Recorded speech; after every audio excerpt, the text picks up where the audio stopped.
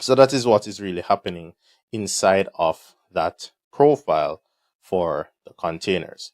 Now, when we come back, we're going to launch, and then we're going to take our time and see some of the different things that are happening in our system once we launch our ASP.NET Core application as a container.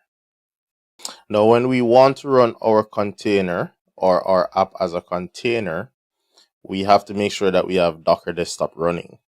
And once we can confirm that the engine is running, just the same way that we had to make sure that we had the Docker Desktop and by extension the container for SQL Server running, just make sure that you have the engine running for your Docker installation. Now, once you go back to Visual Studio or Visual Studio Code, what you want to do is run. So I'm going to run with debugging and allow Visual Studio to read the Docker file, construct the image, and then construct the container needed to run our application. So you can give it a few. It may take a while on the very first run. And Houston, we have a problem. All right, so I encountered this error, and if you are using my source code, you probably will. And if you don't, that's fine, but I'm going to explain it. You know, I don't shy away from errors.